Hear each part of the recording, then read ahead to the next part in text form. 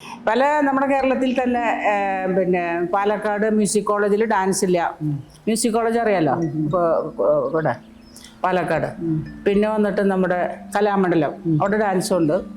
പിന്നെ വന്നിട്ട് ശങ്കര കോളേജ് കാലടി അവിടെ ഡാൻസ്, ശങ്കരാചാര്യ കോളേജ്, പിന്നെ നമ്മുടെ RLV അക്കാഡമി, പിന്നെ ഇവിടുത്തെ SST മ്യൂസിക് കോളേജ്, ഇവിടെയൊക്കെ ഡാൻസ് ഉണ്ടല്ലോ. ഈ പഠിച്ച് ഇറങ്ങുന്ന നമ്മളിപ്പോൾ 4 കൊല്ലം അവർ പഠിച്ചാലും 8 കൊല്ലം പഠിച്ചാലും ജോലി സാധ്യത ഇല്ല ആർക്കും. ഡാൻസേഴ്സിന് ഒട്ടുമില്ല. അത് വലിയൊരു പാട്ടിന് പിന്നെയുണ്ട്.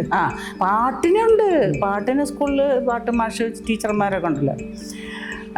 പിന്നെ അപ്പം ജോലി സാധ്യത ഇല്ലാതെ വരുമ്പോൾ എന്താ ചെയ്യുന്നത്? ഈ ട്യൂഷനല്ലേ ഉള്ളൂ. പിന്നെ അത്രയേ ഉള്ളൂ. അതിൽ വന്ന് നമ്മൾ ഇങ്ങനെ മുട്ടി വന്ന് നിൽക്കുക. അതുകൊണ്ട് നമ്മൾ വേറെ ബുദ്ധിമുട്ടായിട്ടൊന്നും നമ്മൾ ജീവിക്കുന്നില്ല അല്ലേ?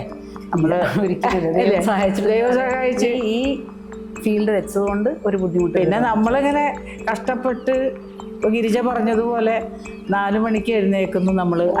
അതൊന്നും ആലോചിക്കാൻ പോലും വയ്യ. അതുകൊണ്ട് ഇപ്പം എന്താ അറിയോ, നമുക്ക് വീട്ടിൽ 4 മണിക്ക് എഴുന്നേക്കാൻ വിഷമമില്ല. അത് ശരിയാ. 4 മണിക്ക് നമ്മൾ എഴുന്നേറ്റ് കൃത്യമായിട്ട് അലാറം വെച്ചില്ലെങ്കിൽ ഞാനൊക്കെ മോളോട് എവിടെയും പോകണ്ടെങ്കിൽ 5 മണിക്ക് അലാറം വെക്കണേന്ന് പറയും. പക്ഷെ എന്നാലും ഞാൻ 4:30 ഞാൻ എണീറ്റ് ഇത്ര കഷ്ടപ്പെട്ട് പഠിച്ചിട്ടും ഡ്യൂപ്ലിക്കേറ്റും. ചേച്ചി കുറെ നാളെ എയറിലായിരുന്നല്ലോ, താഴോട്ട് എത്തിയോ? ഡ്യൂപ്ലിക്കേറ്റ്, ഡമ്മി, മറ്റേ എന്താ പറയാ, മൊബൈൽ എടുത്ത് നോക്കിയാൽ ഉടനെ ചേച്ചി എയറിൽ ഇങ്ങനെ പോണതാണ്. അല്ല, ഇത്രയും കഷ്ടപ്പെട്ട് പഠിച്ചിട്ടേ ഓരോരുത്തർ.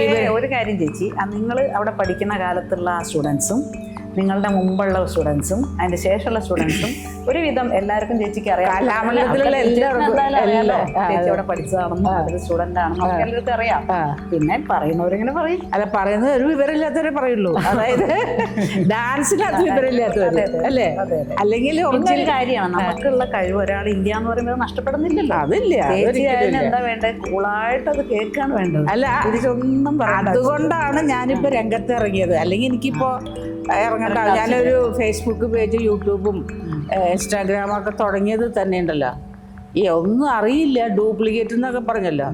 അപ്പൊ ഞാനിനി തുടങ്ങിയിട്ടേ ഉള്ളൂ. ഇനി ഒറിജിനാലിറ്റി ഒന്ന് കാണിച്ചു കൊടുത്താൽ നമ്മളൊക്കെ സൈഡാവോ?